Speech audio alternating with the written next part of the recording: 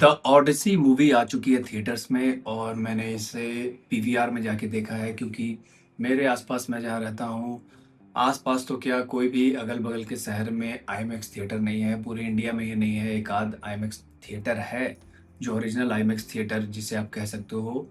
वहाँ पे भी मूवीज़ नहीं चलती है, डॉक्यूमेंट्रीज़ चलती है, स्टूडेंट लोग को दिखाया जाता है, तो आप कह सकते हो कि रियल आईमैक्स जो स्क्रीन है वो इंडिया में कहीं नहीं है और अगर कहीं होता तो शायद मैं वहाँ जाके देखता बट ऐसा कुछ भी नहीं है। मैंने नॉर्मल पीवीआर थिएटर में देखा है और जो भी स्क्रीन रेशियो में मुझे दिखाया गया है वो मुझे ठीक-ठाक ही लगा। कुछ ऐसा मुझे पता नहीं चला। अगर मैं आईमैक्स में जाके देखूँगा, अगर ऐसा कुछ होगा कि मुझे पता चले कि क्या-क्या चीज़ मैंने नहीं देखा है, तब जाके मुझे आइडिया होगा कि कौन-कौन सा सीन जो ऊपर-नीचे का जो सीन होता है, वो कट हो चुका है और कितना कट हो चुका है। तो अगर आप किसी नॉर्मल थिएटर में जा रहे हो ओडिसी मूवी देखने, तो ये अपने दिमाग से निकाल लेना कि मुझे बहुत ही कम लिमिटेड जो स्क्रीन है, उसमें देखना होगा। जो बहुत सारा जो पार्ट है, वो स्क्रीन का कट हो जाएगा और मुझे नॉर्मल जो मूवी बनाई गई है, जिस तरीके से बनाई गई है, वो देखने को नहीं मिलेगा। अगर आपने ऐसा सोचा, तो आपको मूवी देखने का मज़ा बिल्कुल नहीं आएगा। बस यही एहसास होते रहेगा कि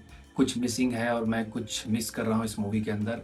तो मैं ये सारी बातें भूल गया था कि मुझे एक एक आईमैक्स वाली मूवी को मैं देखने जा रहा हूँ। मैंने सोचा कि एक नॉर्मल मूवी है क्रिस्टोफर नॉलन की और वो मैं देखने जा रहा हूँ, तो जैसा एक्सपीरियंस मैं सोच के गया था, उससे बहुत फ़ार बेटर था। अगर आप लोगों ने ट्रॉय मूवी देख रखा है, मैं आज की इस वीडियो में कोई भी स्पॉइलर नहीं दूँगा क्योंकि देखने का मज़ा बहुत ही ख़राब हो जाएगा अगर मैं कुछ भी बताऊँगा कि क्या हो रहा था मूवी में और ओडेसियस की कहानी जो है वो आगे जाके क्या हुई थी, मैं ये सब कुछ स्पॉइलर नहीं करने वाला हूँ। तो अगर आपने ट्रोजन हॉर्स वाली कहानी सुनी है ट्रॉय मूवी वाली, तो उसके बाद जो भी कुछ वो घोड़े-वोड़े की कहानी होती है, वो सब के बाद ओडेसियस अपने घर की ओर निकलता है 10 करीबन 10 साल के बाद और इसी की वापसी की घर वापसी की कहानी। रास्ते में इसको कैसी-कैसी रुकावटें झेलनी पड़ती है और क्या था वो रुकावट और क्यों हो रहा था? क्या कोई साँप था या फिर कुछ ऐसा तंत्र-मंत्र फूँका गया था कि जिस वज़ह से वो घर पहुँच नहीं पा रहा था? और इसी बीच जब वो घर से दूर था, सब लोगों को लगा था जहाँ वो रहता था कि ओडेसियस मर चुका है और वहाँ का क्या हाल था, इसके बेटे का क्या हाल था, इसकी पत्नी का क्या हाल था और क्या कुछ घट रहा था उसके घर पे, ये सब कुछ कहानी आपको दिखाया जाएगा इस मूवी के अंदर।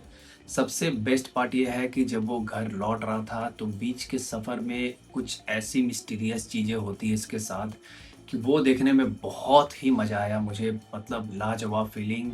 3 घंटे की मूवी है और जो भी एडवेंचर मूवी एक तरह से आप जादुई सफ़र पे निकल जाओगे और ऐसी मूवी मुझे बहुत ही ज़्यादा पसंद आती है।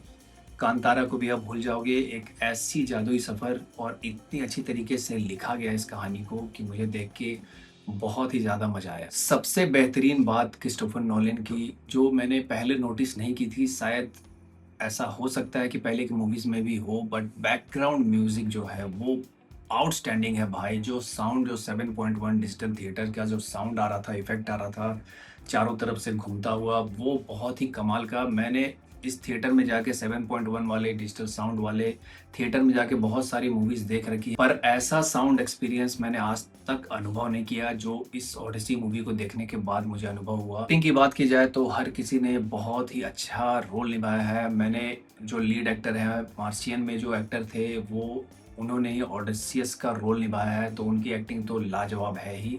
और जहाँ तक टॉम हॉलैंड की बात है, उसने भी अच्छा किरदार निभाया है। ओडेसियस का बेटा का जो रोल है उसे दिया गया है। ज़ेंडाया को दिया गया है थीना का रोल। बहुत लोग अथीना भी कहते हैं बट शायद ए साइलेंट होता है थीना। गॉडेस ऑफ वार उसका रोल निभाया है और हर किसी ने बहुत ही अच्छा कैरेक्टर, मतलब आउटस्टैंडिंग भाई साहब। जो मज़ा आपको देखने में आएगा ये मूवी, जो एडवेंचर, जो एक्टिंग, जो लाजवाब बैकग्राउंड म्यूज़िक, आप भूल जाओगे कि 3 घंटे की मूवी है। आपको लगेगा कि यूँ निकल गया ये सारा पल और बहुत ही ज़्यादा एन्जॉय करोगे आप इस मूवी को। क्रिस्टोफर नोलन की जितनी भी मूवीज़ थी, उन सब में से मुझे लगता है कि ये टॉप क्लास की मूवी है और नोलन साहब को हैट्स ऑफ भाई, जो इस कैमरे के साथ, इतने ह्यूज बजट के साथ और ऐसे नामुमकिन सा टास्क, आईमैक्स का कैमरा लेकर अगर आप पूरी मूवी बनाते हो एक रील के थ्रू, तो वो बहुत ही हाईली प्रोसेस्ड होता है और उसके बाद एडिटिंग, कटिंग, ये सब बहुत ही लंबा जाता है, बहुत ही मेहनत का काम है। बहुत पैसा भी लगता है, तो उनके जज़्बे को सलाम है कि उन्होंने ऐसा मूवी बनाया। हालाँकि मैंने आईमैक्स में तो इस मूवी को नहीं देखा है, बट मूवी देखने के बाद मुझे एहसास हो गया कि किस तरीके से बनाया गया होगा ये मूवी और कितना मेहनत लगा होगा इस मूवी को बनाने में। आउटस्टैंडिंग मूवी है, 10 आउट ऑफ 10। ज़रूर से जाओ इस मूवी को आँख बंद करके देखने, आपका पूरा पैसा वसूल होगा।